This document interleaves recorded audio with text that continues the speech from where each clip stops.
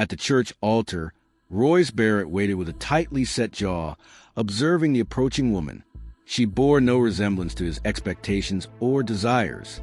Yet within half a year, this very woman would rescue his existence, his property, and his entire understanding of his own identity. Long shadows stretched across the modest timber chapel as the morning sun rose, while Royce adjusted his neckwear, perspiration forming on his brow in spite of the crisp atmosphere.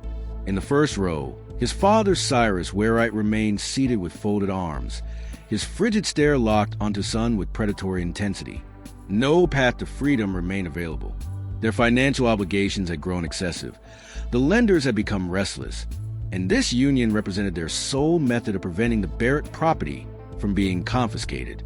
Down the center aisle, Magnolia Voss proceeded at a measured pace, her modest brown garment creating soft sounds with every movement.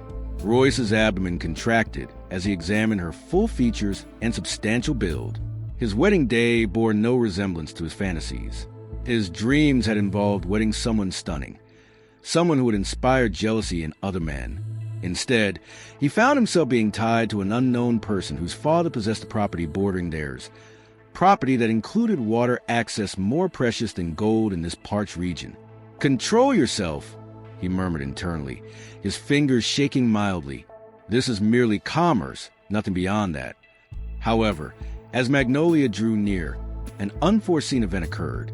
She raised her gaze and locked eyes with him directly, and rather than the embarrassment or anxiety he anticipated witnessing, something entirely different appeared.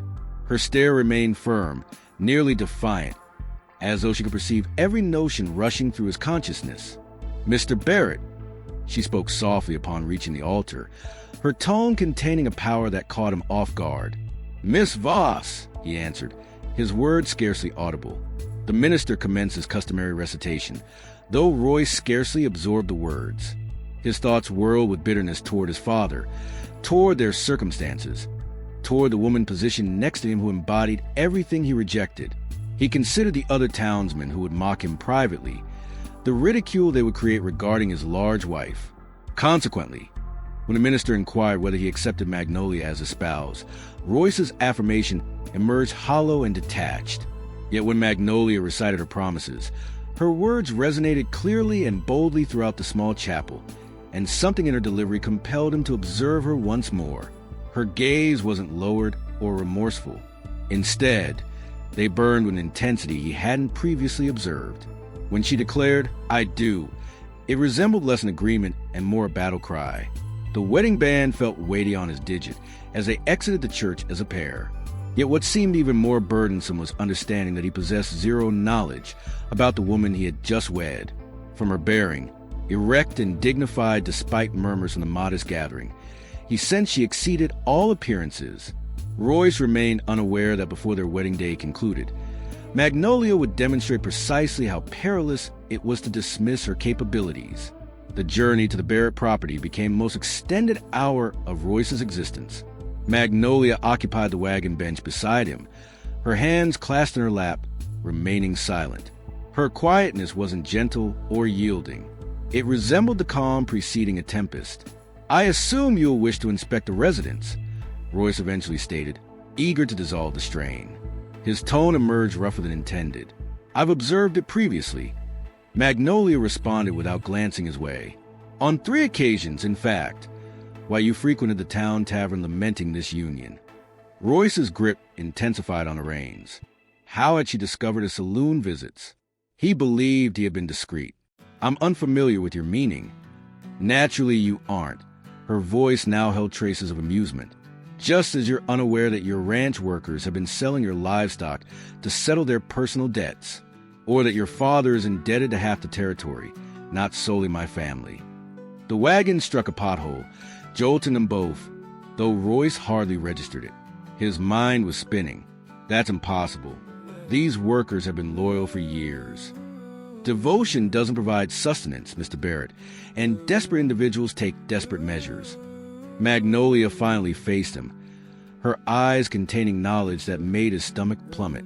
"Your supervisor, Wade McKinley, has been embezzling from livestock proceeds for half a year.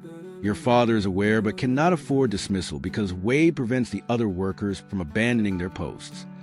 When they arrive at the ranch house, Royce remained motionless in the driver's position, viewing his land with fresh perspective. The drooping fence supports he had overlooked, the wild corral requiring maintenance, the diminished herd in the field. Suddenly, everything became clear. His father hadn't simply been wagering away their funds. They had been losing money from numerous sources, and this marriage served as emergency treatment, not a permanent solution. "How do you possess this information?" he inquired, his voice nearly inaudible.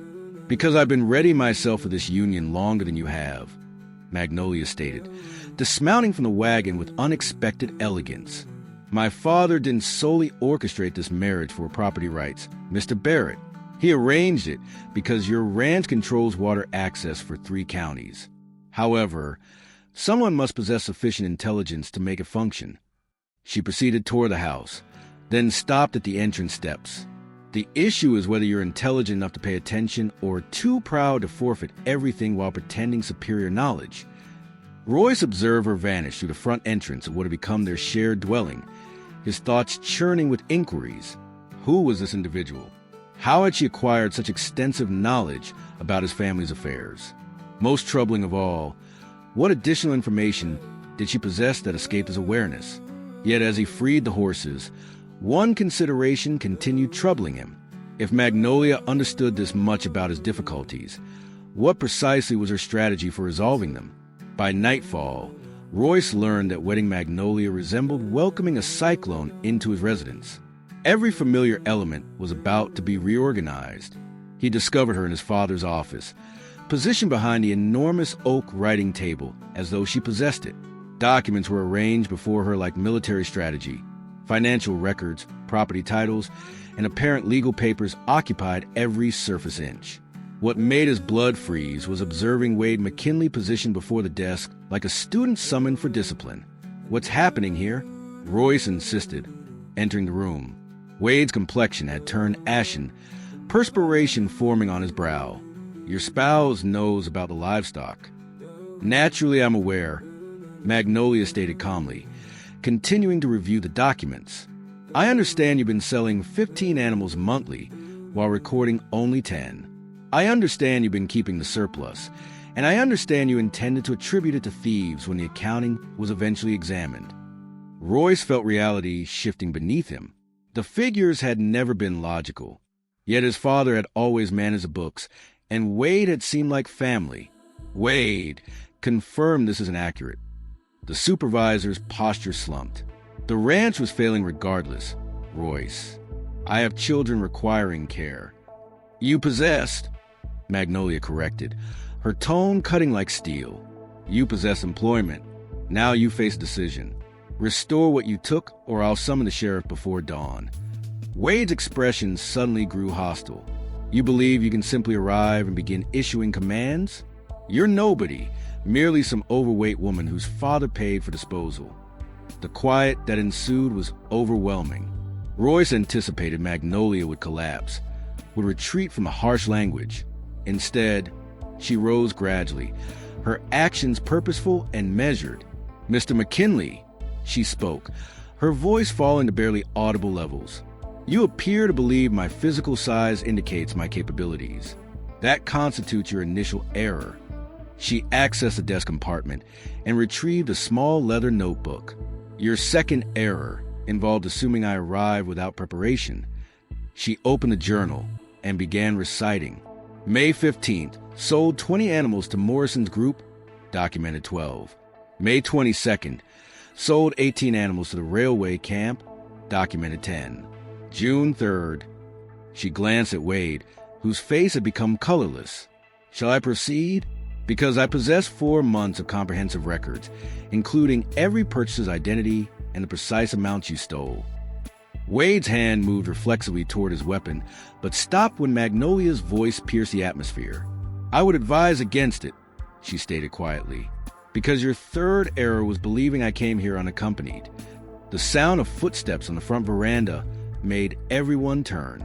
Through the glass, Royce observed 3 men approaching the residence. Unfamiliar individuals whose stern faces and secured weapons marked them as anything but typical ranch workers. "Who are they?"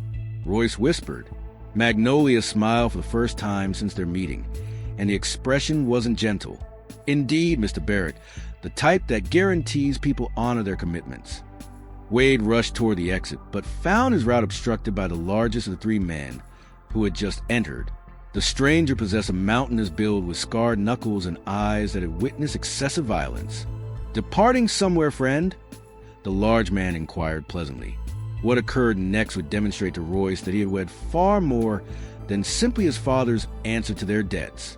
The confrontation endured precisely 3 minutes. Wade McKinley, confronted by 3 armed individuals and a woman who knew every aspect of his theft, collapsed like a fragile structure in a gale. "The funds are concealed in my quarters," Wade stammered. His previous boldness completely vanished. "Most of it, anyway. I spent portions on medication for my youngest. The fever almost claimed her life." Magnolia's demeanor softened marginally. "What was the medicine's cost?" $40. "Then you'll restore the remainder and consider the $40 your final payment." She gestured toward the large man blocking the entrance. "Hank will accompany you to retrieve it. Then you'll be departed by sunrise." As Wade was escorted away, Royce grasped Magnolia's arm. "Wait, who are these individuals? How do you know them?" For the first time since their meeting, Magnolia appeared uncertain. "That's complex." "Complex how?" Royce's hold intensified. "My supervisor just admitted a theft because 3 armed strangers entered my residence. I believe I deserve clarification."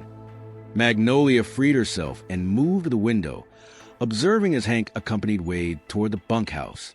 "My father didn't solely arrange this marriage for property, Royce. He orchestrated it because your ranch controls the most valuable water access in 3 territories. However, other parties desire those rights. Dangerous parties." "What type of dangerous parties?" "The type who would prefer your death to your success." She faced him again, and for the first time he detected fear in her eyes. 3 weeks prior, a man named Cormac Dullen presented an offer for your ranch. When your father declined, Dullen made clear that mishaps befall stubborn ranchers. Royce felt his stomach plummet. "You're suggesting someone wishes to murder me?" "I'm suggesting someone wishes to murder anyone controlling this property. That's why my father acted swiftly with this marriage. That's why I brought security." She indicated the men outside. "And that's why we must collaborate regardless of personal feelings." Before Royce could respond, a gunshot resonated from the bunkhouse direction. Through the window, they observed Hank staggering backward, gripping his shoulder, while Wade McKinley mounted a horse carrying a rifle. "He was prepared for this," Magnolia whispered. "He knew we would discover the truth." Another shot destroyed the office window, sending glass fragments across the floor. Royce seized Magnolia and pulled her behind the desk as bullets pierced the wooden walls surrounding them. "Remain low," he shouted, reaching for his weapon belt. When he peered around the desk's edge, his blood chilled. Wade wasn't alone. At least 6 horsemen had emerged at the property's boundary, all armed, all advancing toward the house with lethal intent. "Magnolia," Royce stated, his voice tense with understanding. How did Wade know we would confront him tonight? Her face paled as a horrible reality struck them both. Because someone informed him we would be. The house descended into pandemonium as bullets penetrated the walls like deadly precipitation. Royce crawled toward the weapon storage, while Magnolia pressed against the floor behind the heavy desk. "How many men do you command?" Royce yelled over the gunfire. 3. Magnolia responded. "But Hank is injured, and the others are trapped in the barn." Royce understood they were outnumbered 2 to 1, confined in a structure not designed to endure a siege. As he reached for his rifle, something made him pause. Through the shattered window, he observed Wade indicating directly at the office, directing the other riders as though he knew precisely where they were concealed. "Magnolia," he spoke slowly. "Wade couldn't have known our location unless someone revealed our strategy. Someone who knew I intended to confront him tonight," she completed, her expression grave. "But who?" Only 3 individuals knew, themselves and Magnolia's men outside. Unless your father, Royce exhaled. Where is he? He departed for town immediately after the ceremony, claimed he had business matters to address. Magnolia's eyes expanded with realization, but he's the sole person who knew the schedule. Fresh gunfire destroyed the remaining windows. Outside, Wade's voice rose above the commotion. Ignite them. The structure is aged timber. It will burn rapidly. Smoke began entering through the broken windows, with orange illumination dancing against the walls. They had ignited the front veranda. We must relocate, Royce declared, collecting ammunition from the storage. The rear exit is monitored. Magnolia interrupted. I observed 2 riders circling around. They were caught between flames and bullets with no escape route. As the smoke intensified, Magnolia performed an action that completely astonished Royce. She stood calmly, approached the desk, and began placing papers into a leather bag. What are you doing? Royce insisted. We need to evacuate. These documents possess greater value than this structure, she answered, her voice steady despite the turmoil. The true reason Wade betrayed you, the genuine reason Cormac Dullen desires this property. Everything is documented here. She produced a map covered in red indicators and legal annotations. This isn't solely about water access, Royce. A railroad is approaching this territory. Your ranch lies directly in the proposed path. Whoever possesses this land will achieve unimaginable wealth. Before Royce could comprehend this disclosure, the front wall exploded inward as burning beams crashed through the room. The fire was advancing more rapidly than anticipated, and the smoke was becoming lethal. The storage cellar! Royce grasped Magnolia's hand. There's a passage leading to the barn. They rushed toward the kitchen as the ceiling began collapsing behind them. Upon reaching the cellar entrance, Royce heard something that froze his blood. His father's voice calling from the yard. Royce, son, are you inside? Cyrus Wareide had returned, and his tone suggested genuine surprise at the fire. The cellar passage was more deteriorated than Royce remembered, with wooden supports groaning threateningly as they crawled through the narrow space. Behind them, sounds from the burning house grew fainter, but ahead lay unknown dangers of whoever might be waiting at the barn. Your father sounds genuinely shocked, Magnolia whispered as they moved through the darkness. Then who alerted Wade? Royce questioned. Yet as he spoke, a terrible possibility was developing in his thoughts. They emerged into the barn to find Hank seated against a hay bundle, his shoulder crudely bandaged but his weapon still ready. The other 2 men, whom Magnolia identified as Frank and Cole, were stationed at the barn entrances, monitoring the burning house. Ma'am, Hank said upon seeing them, we have a situation. That supervisor of yours knew exactly where we'd be positioned. Knew about the passage as well. Royce felt puzzle pieces connecting, creating an image he preferred not to see. Magnolia, who else knew you were coming tonight? Who else knew your precise strategy? Her face grew pale in the fire's flickering light. Only my father, and... She paused, her hand covering her mouth. And who? My father's business associate, the individual who assisted with all the marriage arrangements, who knew about the railroad survey, who accessed all the financial records of both families. Her voice cracked. Ezekiel Marsh, my own father.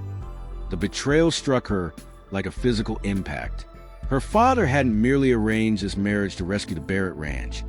He had orchestrated it to eliminate it. But why? Outside, Cyrus Wayne's voice became more desperate. Royce, the house is lost, but if you're alive, respond to me. He's not involved, Royce realized. My father truly doesn't know. Before they could determine whether to trust Cyrus, Frank called from the barn entrance. Riders approaching. At least 10, and they're not here to assist with the fire. Through the barn doorway, Royce observed torches advancing across the darkened ranch land.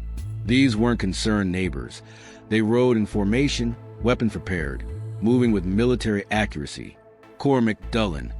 Magnolia whispered. This was all orchestrated. The marriage, Wade's theft, tonight's confrontation. Everything was designed to expose us so Dullen could complete this. Royce understood they had walked directly into a scheme that had been months in development. His union with Magnolia hadn't been a resolution to his troubles. It had been the final component of someone else's plan to eliminate everything he possessed. "Your father betrayed us," he stated, though the words felt bitter. "But why? What does he gain from our deaths?" Magnolia's face hardened with determination. Royce was beginning to recognize everything. With both of us deceased, he inherits my share of the land agreement and can sell water rights to Dullen without interference, plus whatever Dullen promised for delivering your ranch.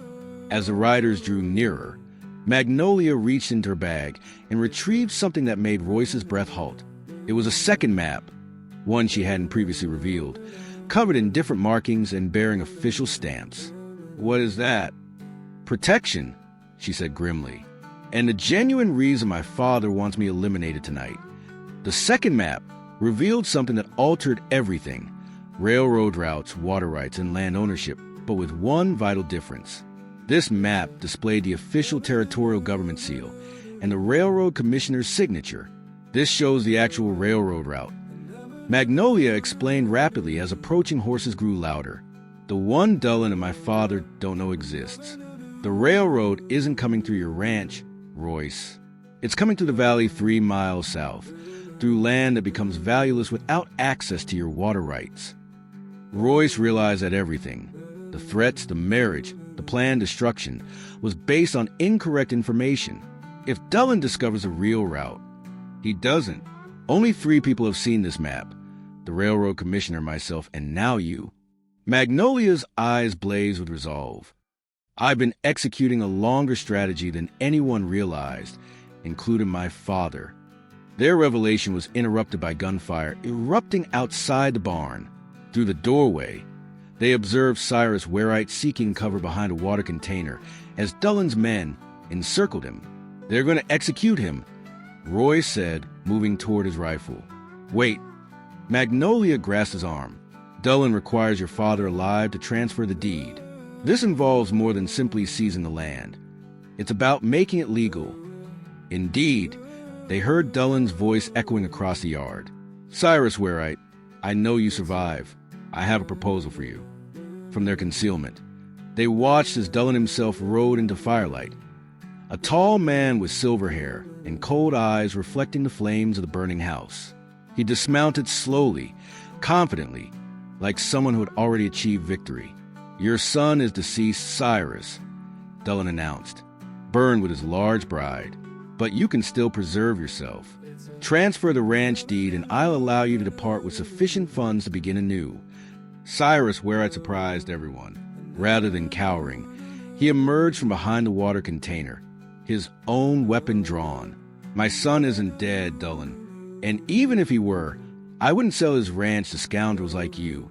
The standoff that followed lasted exactly 10 seconds. Dullen's men outnumbered Cyrus 20-1, and the elderly rancher understood this, but he didn't retreat. "Eliminate him," Dullen commanded casually.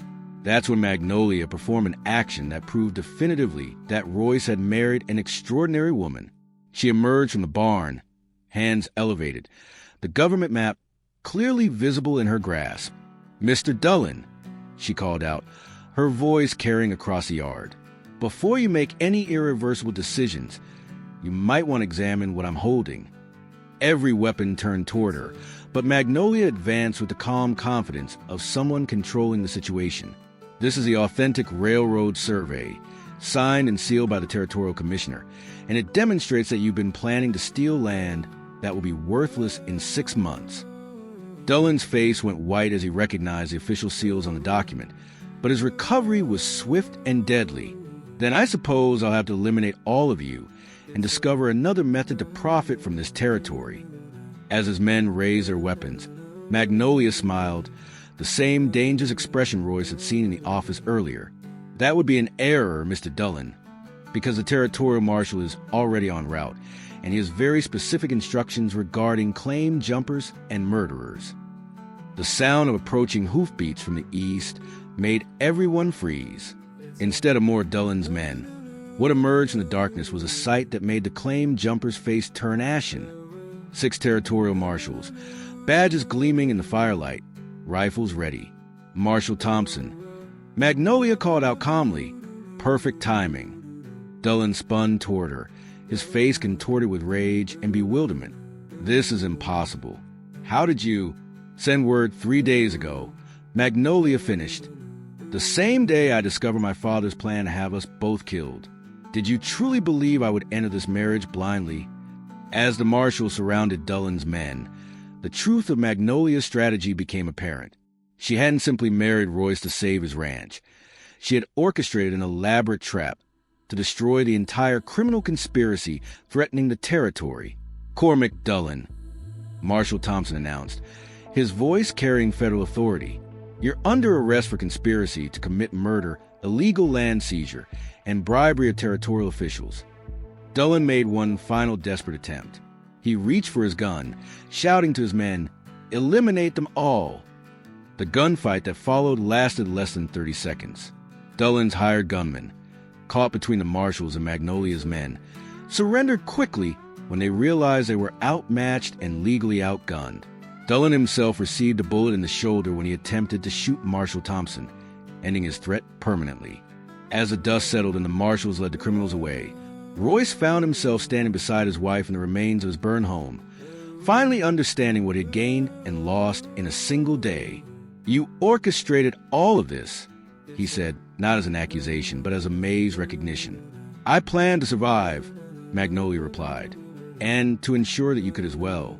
But why? You could have departed, allowed Dullen to destroy everything. Why risk your life for a man who didn't want to marry you?" Magnolia turned to face him, and in the dying firelight, Roy saw something in her eyes that made his chest tighten. "Because I perceive who you truly were, Royce Barrett. Not the biased man who judged me by appearance, but a man who would sacrifice everything to protect his family. The man who crawled through a burning passage to save someone he barely knew." Royce realized that while he had been focused on what he believed he was losing, he had been blind to what he was actually gaining. Magnolia wasn't simply intelligent and brave. She was loyal, strategic, and had risked everything to save not just herself, but him and his father. "The railroad funds," he said suddenly. "The real route will make us wealthy, but not as anyone expected." Magnolia smiled. "The new route requires water rights for the station depot. Our water rights, legally, fairly, and profitably." 6 months later, Royce Barrett stood on the veranda of his reconstructed home, observing his wife supervise the construction of the new railroad station. She had been correct about everything: the route, the profit, and most importantly, about the value of looking beyond appearances to see what truly mattered. He had been compelled to marry a stranger he judged too hastily. What he discovered was a partner who